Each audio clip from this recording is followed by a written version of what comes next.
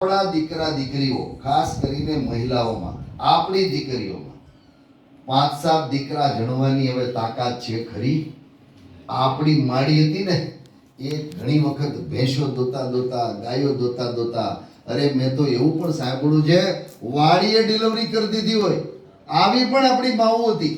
અને અમુક માતાઓ તો એવી હતી કે 6-7મા દીકરાની સુવાવડ કરી હોય એની છઠ્ઠી હોય અને બીજા દિવસે તો ભારો લેવા વાડીએ જતી હોય.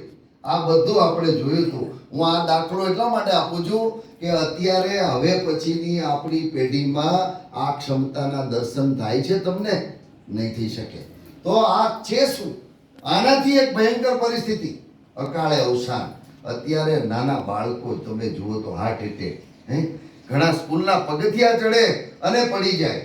અરે તમે આ નવરાત્રા જુઓ, નવરાત્રાની અંદર પહેલા કોઈ દિવસ એમ્બ્યુલન્સ રાખવા પડ્યા હતા ભાઈ?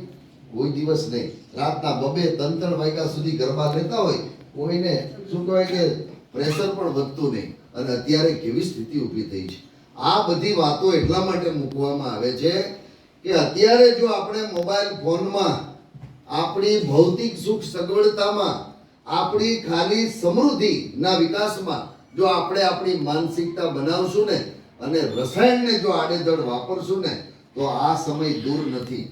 WHO વર્લ્ડ હેલ્થ ઓર્ગેનાઇઝેશને ભારત માટે કહી દીધું છે કે જો ભારત આટલું ને આટલું રસાયણ વાપરતું રહેશે, આડેધડ જંતુનાશક દવા અને સૌથી વધુ ખતરનાક હોય તો નિંદામણનાશક દવા, આનો ઉપયોગ જો કરશે ને તો આવતા 15 વર્ષની અંદર 85% લોકો કેન્સરગ્રસ્ત હશે. એક પરિવારના 5 સભ્યો હશે, 4 કેન્સરમાં પીડાતા હશે અને એક સેવા કરવા માટે તૈયાર હશે. આર્થિક બરબાદી તો કેન્સર જેના ઘરે આવે છે ને એને ખબર પડે છે અને એની પીડા નથી જોઈ શકાતી. તો આ બધું હવે આપણે નહીં જાગીએ, આપણો ખેડૂત અને ખાસ કરીને ખેડૂત પરિવાર નહીં જાગે તો આપણે આમાંથી બહાર નહીં નીકળી શકીએ. દિવસે દિવસે પરિસ્થિતિ ખરાબ થતી જાય છે. હમણાં એક સર્વે થયો એમ્સ દિલ્હીનો, એની અંદર જોવા મળ્યું કે સૌથી વધારે હિન્દુસ્તાનમાં બીમાર કોણ છે? તો સૌથી વધારે બીમાર ખેડૂત પરિવાર છે.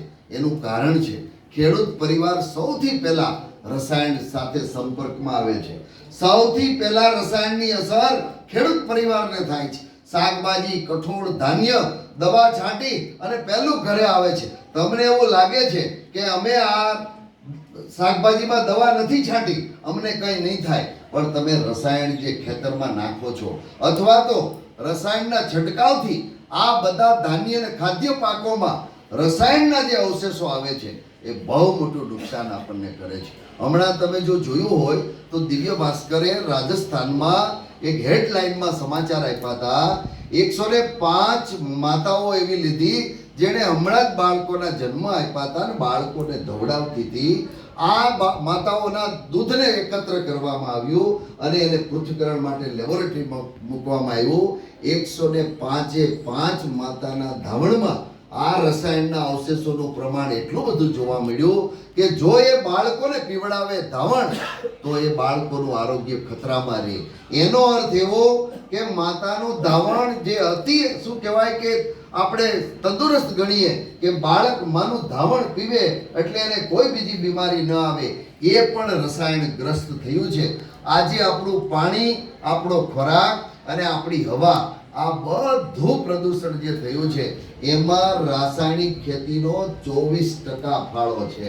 એટલે ખેડૂત કુટુંબે પહેલા જાગૃત થવાનું છે.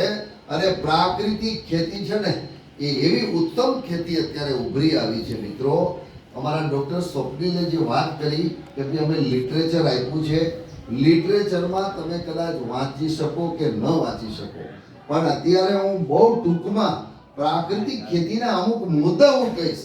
એને તમે અપનાવશો ને તો એક જ સિઝનમાં, પહેલી જ સિઝનમાં તમને આના પરિણામ